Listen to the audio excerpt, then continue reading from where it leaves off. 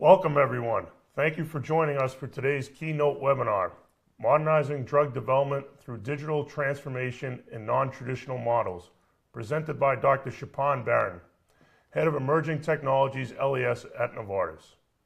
My name is Stephen Shanker and I will be your moderator for today's event. We are delighted to bring you this educational webinar series presented by WebRoots. LabRoots is the leading scientific social networking website and producer of educational virtues, events, and webinars. Before we begin, I would like to remind everyone that this event is interactive. We encourage you to participate by submitting as many questions as you want during the presentation. Simply click on the Ask a Questions box located on the far left of your screen and type your questions into the drop-down box. Our speaker will respond to your questions following the presentation. If you have any trouble seeing or hearing the presentation, please click on the Ask a Questions box to let us know that you're experiencing a problem. This presentation is educational and thus offers continuing education credits. Please click on the Continuing Education Credit tab located in the top right corner of the presentation window following the process to obtain your credits. Now, without further ado, please join me in welcoming Dr. Baran. I will now turn over the presentation to him. So welcome everybody, and thank you for joining us today.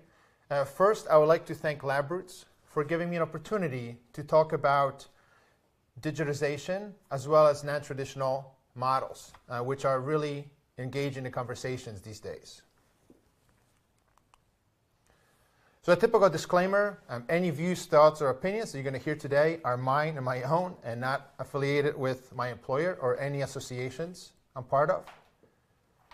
So I think many of us are aware that the medicine development journey is a long journey. It can take anywhere from 10 to 15 years. It's an expensive journey. It can take over $2 billion. And there are several reasons for that. So one is the efficacy, so challenges with translations from preclinical to clinical.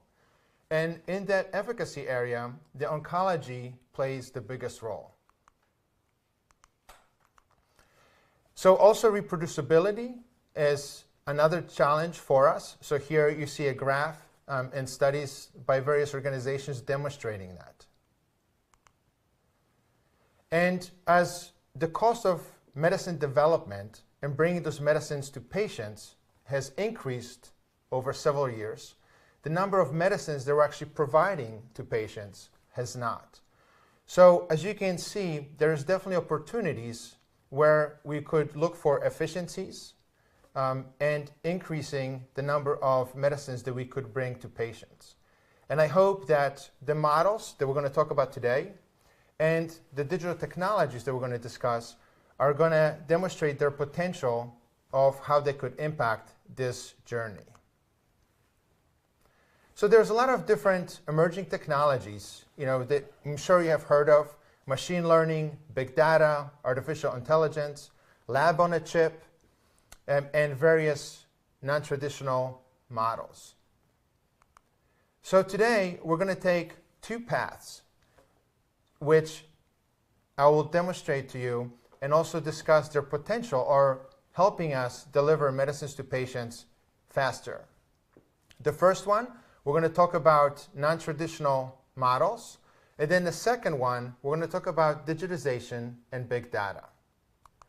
So let's start off with an organ on a chip. So what is organ on a chip? Organ on a chip, also called microphysiological systems, is a microfluidic device capable of emulating human or any other animal species biology in vitro at the smallest biologically acceptable scale, defined by purpose. So there's various industries that have engaged with these platforms, these technologies, but today we're going to concentrate on the pharmaceutical industry. So here you see several examples of these technologies. So if we start from clockwise, you can see a blood-brain barrier technology by Vanderbilt University. Harvard has also introduced cardiac muscle. We have also a kidney by Nordis. Draper has also introduced female reproductive tract. And the Washington University, vascular tumor models. If you switch to the left side, you can see Columbia has introduced a skin epidermis model, Washington University, vasculature, liver by University of Pittsburgh, and lung by Emulate. Again, these are not all-inclusive technologies, they're just some of the examples that are currently available to us. So what's the purpose behind these platforms? Well, it's to emulate architecture, cell to cell, cell to matrix, homeostasis, as well as signaling, including biochemical as well as mechanical. And when we're talking about disease models, looking at the emergence of the disease all the way through the progression of the disease. And so over the last couple decades, it's been demonstrated that the basic models, the 2D cultures, have obviously had a huge impact on development of medicines. But as the complexity increases, the recapitulation of those environments can help us identify other functionalities as well as biomarkers and just really set up a more emulating microenvironment that we can learn from. So here's an example of a lung on a chip. So as you can see, you have epithelium on one side and a membrane in the middle. And as you can see on the left-hand side of the image under A, where you see the vacuum, if you introduce the vacuum, it allows you to collapse and expand that membrane, which is, for example, for us, like we would be exhaling and inhaling.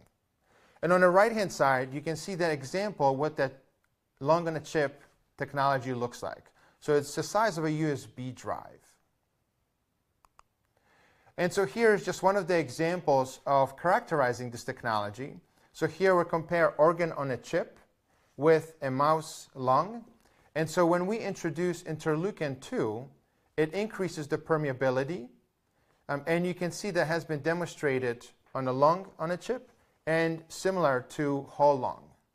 So then also when we combine that with Ang1, again, this is a black bar that you can see on the right-hand side. The lung on a chip technology has demonstrated that permeability drops off, decreases, and same with that whole lung. So when we talk about organ on a chip technologies, we can categorize them into 3 different types or categories. You have the single organ, which we just learned about, the lung on a chip.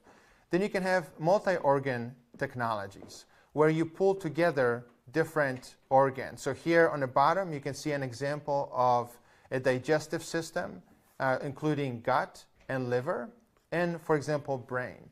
So you can emulate ingestion of a medicine and how it metabolizes within that system. And on the right-hand side, you can see the actual system by Draper. So then we also have body on a chip. So this is a program that was initially started with NIH, where there's a proposal sent out to develop a body on a chip. And the requirement for that was to have a minimum of 10 organs on that chip. And as you can see, but UCF and Cornell, there was a chip that developed that has all of those different organs that are interacting within that technology. So looking at where these technologies can help us. So these technologies can address some of the critical needs that we have. For example, limitation of conventional systems. So we talked about 2D systems versus more complex 3D systems, including flows within them. For example, screening and toxicity testing, immunogenicity, modeling of ADME, so looking at absorption, distribution, metabolism, and excretion of the compounds or medicines, PK/PD modeling and analysis, looking at efficacy testing by providing various disease models, and also understanding the mechanics of the disease models. And also looking at, for example, rare diseases, where some of those models in vivo, for example, might not exist. And again, this is not an all-inclusive list. These are just some of the examples. One of the questions that often comes up with these technologies is, can organ on a chip replace in vivo models that we utilize? And there's certainly a potential for that, but in these early stages, we're still far away from that. But these systems can add to the information that we're obtaining from these disease models, from the in vivo models, and help us with decision-making processes. So where through this journey of medicine development can these technologies help us, the organ-on-a-chip technologies? So they can potentially assist us with selecting targets and leads, prioritizing our drug candidates. As you could see on that initial slides, there's thousands of compounds that we start off with, and then also with the decision-making process. Again, at these early stages, we still have to really define the context of use for these technologies. And as we move forward, we really need to characterize, validate these technologies as well. And so I showed you a couple examples of organ-on-a-chip, and here's another example. And really the point of this image is to show you that some of these technologies are extremely complex. So for example, the throughput here is going to be lower than with some of the other technologies available to us. But again, this is where we, in these early stages, really have to identify the context of use for these technologies. So now we're going to switch gears a little bit and talk about in vivo models. So the One Health concept is not a new one. It has been around for a while. And this is the concept that allows us to learn from comparative models. So from animals, people, and then pulling the environment into that. But recently, this concept is really receiving a lot of attention and gaining ground within our industry. And under the One Health, we have comparative medicine. So here we're concentrating, again, on learning from animals and people as we develop drugs and medicines for people, but also for our four-legged friends. And again, this is not a novel concept. Rudolf Virchow in 1800s has introduced this concept that we can learn from animals and people together, and pulling the information allows us to develop various medicines. So today, we're going to talk and concentrate on comparative oncology. So like I mentioned, from efficacy perspective, oncology is where we have most of the challenges as we move our medicines forward. So here, there's even a PBS piece on comparative oncology, and I highly recommend, if you have time, to check it out. But again, this is one of those concepts that's now allowing us to look at our four-legged friends and the medicines that are being developed for them and learn from them and translate that information into clinics. And even doing that together, allowing us to do that even more efficiently. So here's just an example of the incidence of cancers that happens in people. So it's about a little bit over 400 per 100,000 patients per year. Mortality rate is a little bit over 150. But when you look at the animals, specifically dogs, the incidence rate is between 400 to 800. And also for benign tumors, it's about 900. But the leading cause of death for canines over 10 years is cancer. So there's definitely a lot of opportunities for us to engage both sides. This chart, as you can see on the left-hand side, there's various tumors listed there. You have glioma, osteosarcoma, melanoma, and these are common tumors that happen in dogs, but I'm sure you can also now think that these are common tumors that happen in people. So obviously we have used in vivo models that have a huge impact and allow us to bring medicines to patients, but there are some challenges with those models. There's lack of key microenvironment components there. There's a short cancer development timeline, so a rodent is about 2 years, where obviously we live now to what it's about 80 years. There is a homogeneous environment there, where in people it's more heterogeneous. And there's also increased therapy tolerance. So when we provide that compounds to rodents, they are not necessarily impactful or highly more efficient than, for example, in people. And also the cancer models are induced, where if you're looking at our four-legged friends, those are naturally occurring cancers, just like they do in people. So here's just some examples of where these cancer models that occur, or cancers that occur in pets, mirror really what happens in people. And again, today I'm not going to dive in depth into these various aspects because we have speakers throughout today and tomorrow that are going to be diving into these more in depth. And I would highly encourage you to participate and join those sessions. So here on top you see a graph that really shows milestones in canine oncology, and with the times it really matches the advancements that we have also seen in people. And on the bottom you have some of the medicines that have been developed for people where animals played a significant role in helping understanding those medicines and defining them as we bring them forward. So where can these animal models, these companion animal studies, for example, help us in drug development? And again, obviously as we're developing them for our pets, here we can align with our preclinical studies and more even in phase 1 and phase 2 studies. So they can assist us with understanding the efficacy that's more translatable, pharmacology, identifying biomarkers, for example. And of course, there are some barriers that we're going to have to address, just like with any novel model. And again, a dog is not a novel model, but it has not been used as preclinical studies in development with companion animals. So this is where I see that as a non-traditional model. But there's certainly some challenges. You know, how do you recruit patients, four-legged patients in this case, to these studies?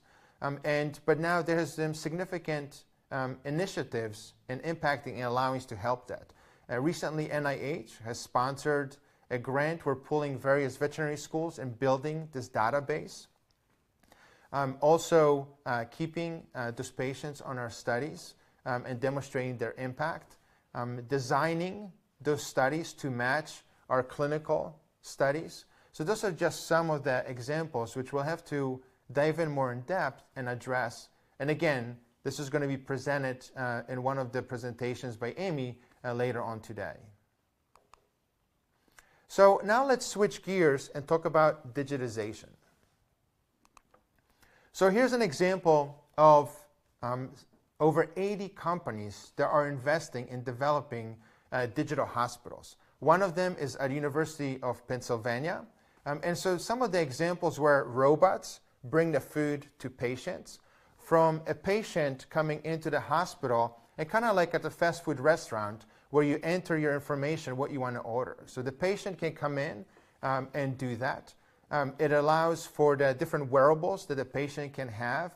As the patient is in the hospital and something happens, initially you would have to page a physician to come and assist that patient.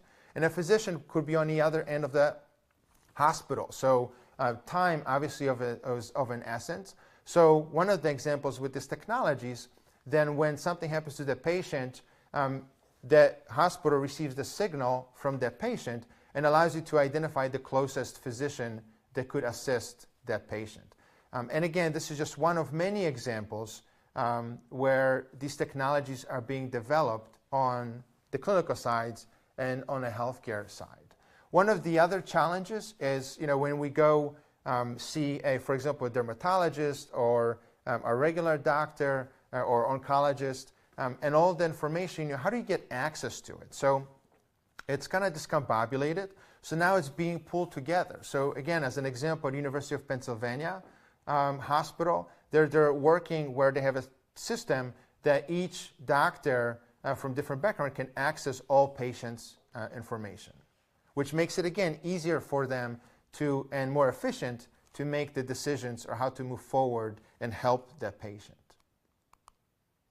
So when we look at the preclinical environment, So there's several phases that we need to consider. The first one is data gathering. So here, a few examples that you have is a digital Vivarium, which is able to collect information from the animals 24/7. You have a smart glass, a HoloLens, which allows us to collect information. But it also is important that the animal is almost digitized. So using a microchip, subcutaneous microchip, which allows us to track the animal, but also potentially provide the temperature of the animal and other information. So these are just a few examples. And today we're going to touch up more on the digital Vivarium and also in the smart glasses. But as this information is being collected, obviously at different companies you have different sites. Many companies are global. But then even in a pre-competitive space, how can we learn from this information, pull this information together? So addressing the aspect of pooling and structuring the data, so then we can also analyze the data, using a competitive aspect and AI, for example. And then this data really has to be easily accessible to us, and also we should be able to visualize it very rapidly, and so we can also make decisions faster and not search for that information. So like I mentioned, we're going to talk about digital Vivarium first. And so here are several companies that provide us technologies. So again, these are technologies where we can monitor animals 24/7, and all of these are scalable. So one example is a smart housing. So on the left-hand side, you see a rack, and the caging system, or the cage, is on the right. So this system has cameras, so allows you to monitor animals 24/7 through the cameras and collect things like activity, respiratory rate. Also, this caging have individual lighting. So one of the challenges for us is, are the animals at the bottom of the racks are receiving the same light that the animals on top? And potentially that might be impactful how the medicines are being metabolized. So here each cage has the same lighting. Also, you can place running wheels in these systems and monitor the engagement of the animals with the systems and the speed. So for example, when you're looking at aging studies, is the animals interacting with the running wheel versus the ones that are not? Are they in better shape? Is their activity increases? Do the physiological biomarkers are different? Just one of the examples where this could be potentially used. So how does this platform work? So you collect information at the cage level. It's kicked into the cloud, where again it's being structured and analyzed, and then it's being kicked back into the scientists' access. So here the scientists have real-time access to the data as the study is progressing versus waiting for it. So potentially would allow you to make those decisions, or should we move forward with the study or not. And here's just the interface, so you can see the novel digital biomarkers, so again, like the respiratory rate, the activity level of the animals, but also allows you to see the traditional aspects that are being collected. So for example, changing cages, looking at the animals, making clinical assessments, weighing the animals, all the information as combined in just one spot. So again, it's very efficient, and it's in real time. So this is has an impact obviously on the scientists, has an impact on the operational side, but also has an impact on the animal well-being as well. So here's another example of a digital housing. This is by Actual Analytics. So here you have a rack on the left-hand side, and as you have two rows, one of the rows you remove the cages, and you can place the camera system, the technology in there to monitor the cage next door. This is a video-based as well as RFID-based system. Initially, this technology was developed several years for behavioral observations, but now as we're engaging with these technologies, there is a lot of potential in different aspects of medicine development preclinically where these technologies could be utilized. So here's just an example of a few manuscripts that have been recently published with these technologies. And again, there's only a few right now. And when you compare it to some of the other technologies that we have been working with for a long time. But again, just like with the organ on a chip, we really need to characterize these technologies. We need to validate these technologies. And even more importantly, identify the context of use for these technologies. So the next data gathering instrument that we're going to talk about is the HoloLens. So there's various smart glasses out there.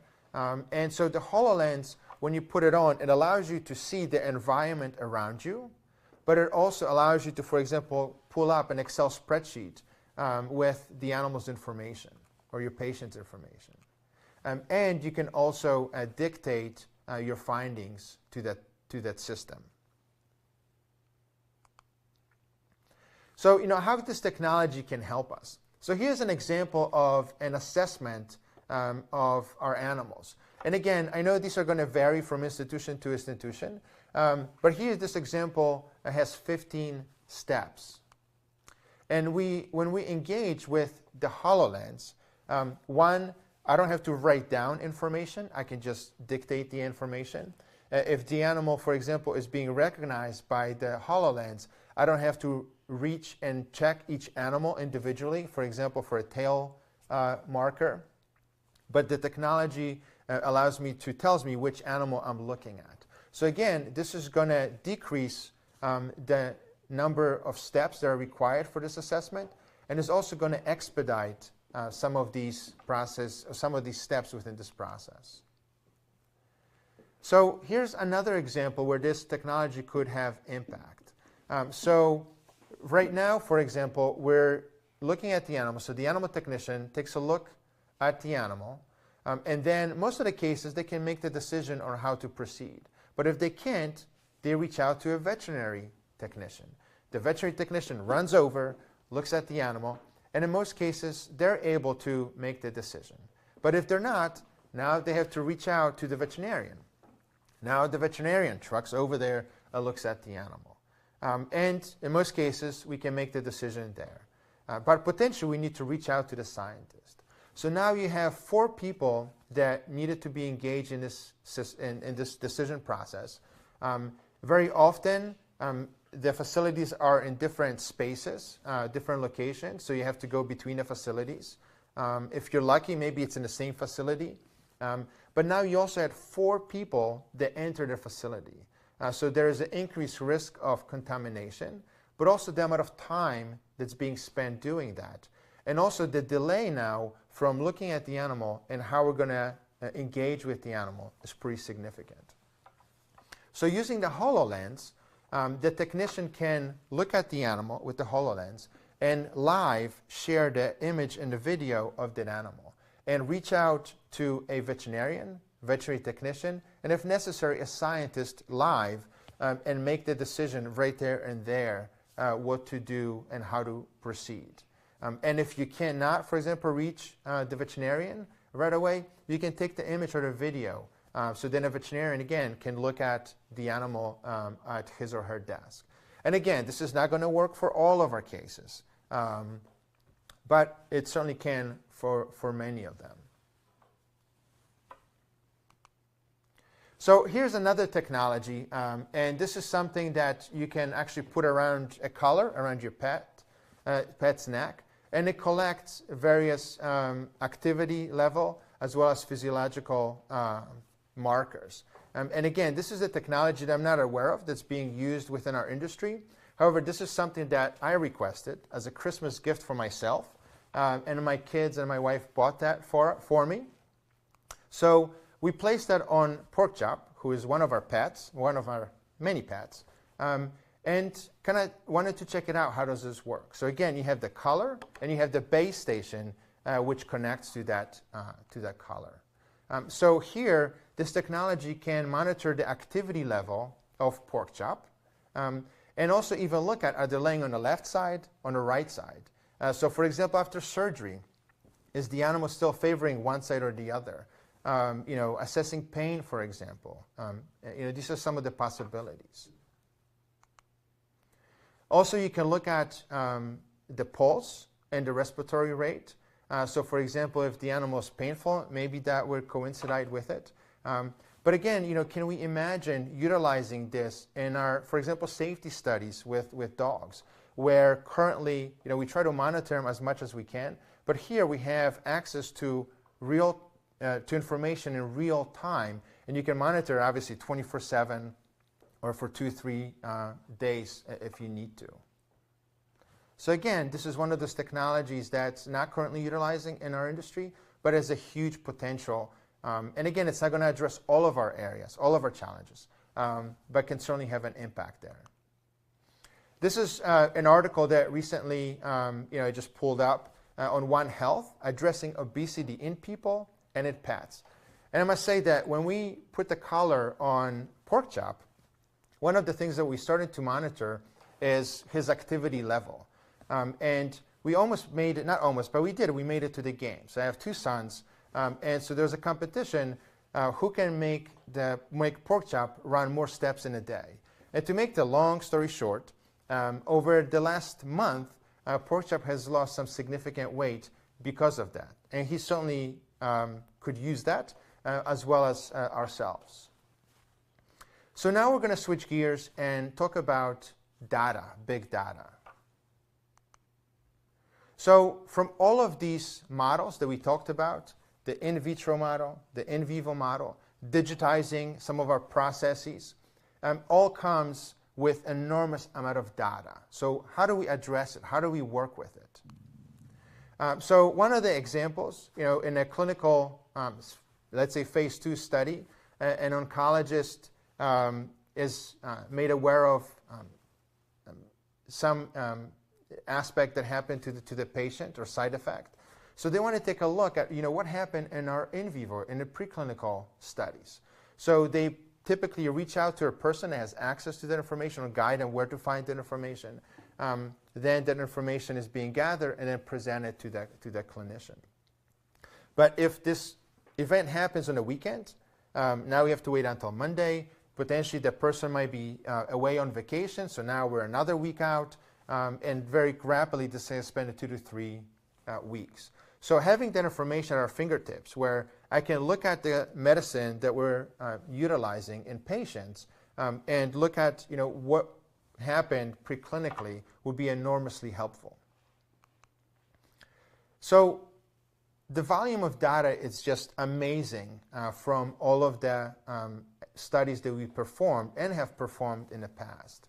And accessing the data, here are a couple studies or a few studies by various organizations that we spend nearly 25% of time looking for data, almost 40% successfully searching and recreating that content. So as an example, for presentations, a presentation that I'm giving today, but I've content over the last 2 or 3 years for it. So now searching and going back for that. And 50% need to search 5 or more sources for that. And again, when you look at the animal technician, for example, versus a scientist, these times are going to vary. But with all of the publications that are coming out recently, just imagine that amount, how do you access, even for PubMed, for example. So as the data volume increases, our knowledge or clinical utility is pretty low. There's this enormous gap, right? So how do we decrease that gap with all of the data so we're actually able to utilize it together? So what we really want is everybody, and again, different levels here, but they would have access to the information from the starting point of looking at the compound or the medicine all the way through our clinical trials. So, we talked about a couple technologies here. And so, how does this should work? So pulling the information into the cloud, then being able to analyze the information and structure that data. So then everybody can access it. And again, this is a very simplified process. And this is where I would encourage you to participate in the sessions that are going to be happening later on today and tomorrow during these virtual events, where there's going to be colleagues that are going to be addressing each part of this pathway, of this journey, and talking about the challenges as well as the solutions to those challenges. So the way I would envision, that I would love to have, and I'm sure there's a lot of other colleagues that would like that as well, is having a dashboard. And again, this is just a mock-up dashboard, but I can look at all of our sites and look at all of the in vivo studies that are being performed there and see, at what stage they are, the animal's well-being as well. So then we can address it, but also later on collect the data and learn from it. So one of the things we talked about is the HoloLens, where an animal technician can access the veterinary technician, the veterinarian, the scientist, all in real time. But just imagine that now all of this data is being collected. So how was the animal treated? What was the outcome? So over next year or two, when the data is pulled together, when the animal technician has that smart glasses on and pulls up the clinical signs that he or she is observing, and now the system can let them know that in 80% of the cases, this is what was the next step, and this was the outcome of it. So potentially now they don't have to engage with everybody else down the line, but help them make the decision right there and then. Also looking at, how many active cases do we have? How many studies are we running? Again, from the operational perspective, as well as from the scientist's perspective, and also looking from the animal well-being perspective. Also, what are the approved CROs that we're working with? So if the scientist wants to do a specific study, they can very rapidly check. Again, if you could look at this on his phone, pull this information up within seconds and see, hey, there's a CRO within a few miles from us that we can engage with. Or that CRO that I really need is, on the other side of the ocean. How am I going to address that? But again, it's expediting the process of decision making. And as with any technology, there is this hype about the technology. So Gartner every year puts up this hype cycle diagram where, again, when people start talking about AI, everybody gets all excited about it, and we should all engage with the technology because it's going to do wonders for us. With the same thing with digitization. And very rapidly we learn that our expectations are just not met by those technologies. So then we proceed with that, and the investment slows down, the engagement slows down, and then slowly over time we end up engaging with more specific ones or subcategories of those technologies as we move forward and identify that, yes, they can really impact our processes. So how can we kind of shorten this aspect, kind of tighten this graph? So one is really having realistic expectations, but also understanding the capabilities, true capabilities of these technologies. And just like with any novel technologies, any novel models, there's things going to have to be characterized and worked out as we move forward. So very often, when the technology is presented to us, we think this is fantastic. Let's start utilizing. And then we try to find, how can we utilize it? Where can we kind of force this technology into our processes? So, excuse me. So taking a step back and identifying some of the challenges, identifying the problems that we have, and then looking at technologies and how can the technology address those specific problems. So this is where we talk about the context of use for these technologies. Also, as we look at this, to expedite this process of characterization, validation, it really has to be a collaborative process. So one example, a technology provider develops a technology, they believe this is fantastic, everybody should be buying it. But when the end user, for example, for industry looks at it, you say, no, it still needs this and this and this to help us address our problem. So having the conversations at the earliest stages is really helpful, and it benefits the end user as well as the technology providers. And of course, this can have impact on the regulatory aspects as well, right? We want to make the process of getting medicines to patients more efficient and more of those medicines to our patients. So having early conversations with organizations like FDA and as well as even all over the world with regulatory agencies at the early stages is really important. And then again, collaboration. So here you have an example of the IQ Consortium. So the IQ Consortium has an organ-on-a-chip affiliate now, which is developing, for example, manuscripts, which are going to be published and addressing what would be the aspects of the technologies like organ-on-a-chip that would really help us answer some of the challenges or questions that we have. The group also has a digital Vivarium group formed with various companies where we're looking from the pre-competitive, in a pre-competitive space on how to potentially engage with those technologies and what questions or answers they could provide. So today we talked about two paths. One, we talked about non-traditional models, and then we also looked at the data and the digitization. And again, I hope that it presented some of the potential for all of these technologies, but I believe that engagement here and taking those two paths has the potential to help us make medicine, get medicines to patients more efficiently. So here's my contact information. If you have any questions, please feel free to reach out to me, and I'll be more than happy to chat with you offline as well. So with that said, again, I would like to thank LabRoots for giving me an opportunity to present this topic. And now we're going to pass it on to my moderator.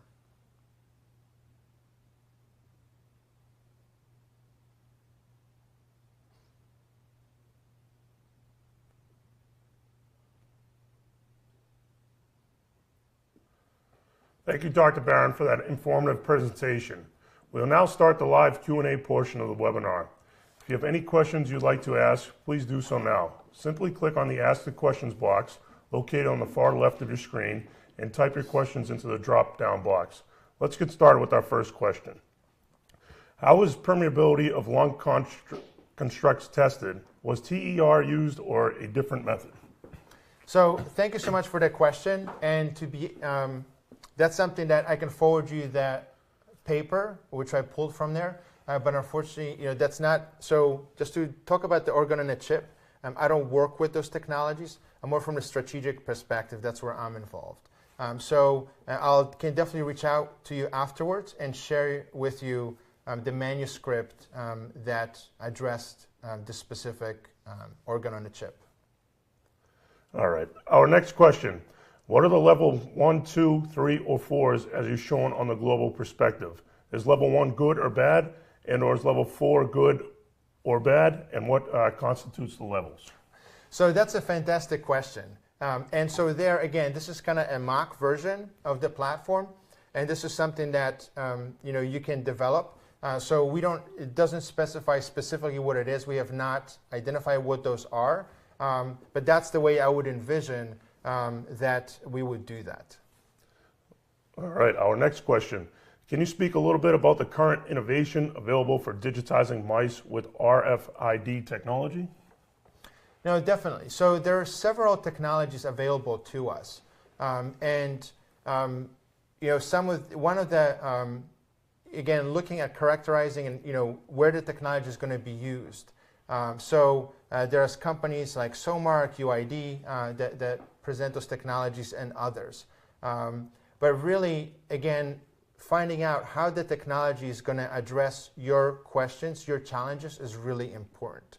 And also, is it high frequency, low frequency? How are you going to end up reading and collecting that information? So one of the things to, again, consider that if you're coming to the room and you want to scan all of the animals within that room, is going to be different frequency. For example, if I go in and look at the cage level. And also from the beginning, how are you going to implement it? So the way I would envision that you could implement this is when we bring the animals from the beginning, that where we purchase the animals, that the animals are, for example, chipped or marked with other technologies that then allows us to track the animals during the travel time when they come to our facility. And one of the challenges with reproducibility is that potentially the information can be misaligned with different animals. So here, having, for example, one ID number that goes along with the animal through its lifetime and being tagged with different numbers that, for example, scientists use would allow us to potentially address one of those aspects. All right, our next question. As you mentioned, the concept of One Health is not a new one. Why has there been such a delay and lack of embracing this concept by pharmaceutical industries? So again, thank you for that question. And that's questions that I have been asking for a while now. And there are various challenges with that. I think the biggest one was being able to develop a data bank where we can understand the frequency of the cancers that occur, the numbers of animals that we would have, we could have access to. And so this way allows us to align the development or design of those preclinical studies with the clinical studies. And again, later on today, we're going to hear from Amy at NIC addressing that question. And engagement has been there. There's various studies that have demonstrated that can actually help us getting drug to patients more efficiently. But it's definitely still, there's some barriers that we have to overcome for it. And again, these within the last 5 to 6 years, the engagement has significantly grown. The investment in those areas has grown. So I'm definitely looking forward to seeing in the next 5 to 10 years how we can collaborate with comparative medicine and oncology. All right, and our final question. AI seems to have disrupted every aspect of most industries. Has AI been implemented within the non-clinical side of drug development? Is pharmaceutical industry ready for this? So thank you so much for this question as well. And obviously, as a pharmaceutical industry, we have invested in AI on the clinical side and has an impact there. The return on investment is not as prompt, as fast as we would like. And on the preclinical side, I think the impact understanding, we're a little bit slower to adopt the technology.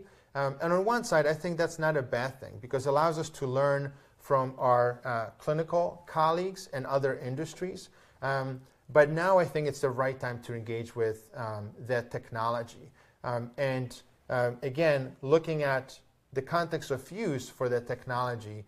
So again, we don't have to invest in every piece throughout the path of preclinical, but there's definitely has some impact. One of the technology where AI has been used is for pathology. So for image analysis, for his histological slides, for example, has demonstrated impact there. Also looking at configurations and interaction of molecules. There also 3D as well as virtual reality and computational technologies have made significant progress. All right, and we did have a few more questions come in, so we're going to get to these right now. How does this information progress with all concerns and issues with using the mouse model and trying to translate the information collected being applied to human medicine? So again, the models that we have currently have definitely helped us significantly with medicine development. I think that with the different models, for example, like comparative oncology, are going to help us to learn more about the diseases and medicines that can help us address those diseases or impact those diseases. But I think the biggest, the question that we really have to address is how do we pool that data together? And then how do we utilize that data? Because again, the data is continuously being collected, but we're not really engaging with the data. We still have the knowledge gap there. So this is one of the bigger questions from my perspective is how do we structure the data? How do we pull the data together so that we can access it, analyze it, and then see is it going to impact this medicine journey of getting the medicines to patients. All right, and another question here. Your graphic relating finding and recreating data and results in a very common reality. Will digital Vivarium technologies make big data larger with endless data points, or make big data more focused and more manageable? So again, everything comes down to data. And the information that we're collecting, and the question comes up all the time. Now we have all of this data, can we really use it? Is it going to really impact, how we make our decisions? And again, I think identifying specific challenges and problems that we have. So one example is the respiratory rate. So typically on respiratory studies, we end up monitoring the weight of the animals and clinically observe the animal, assess as we're looking at efficacy or the respiratory disease models. So, but when I go into a physician's office, they look at my respiratory rate. They look at my activity level. So here, for example, with the respiratory rate ability and looking at the activity, it's more clinically aligned. It's more clinically relevant. Is it translational? I think there's a potential for it, but this is one of those things that we have to characterize and validate.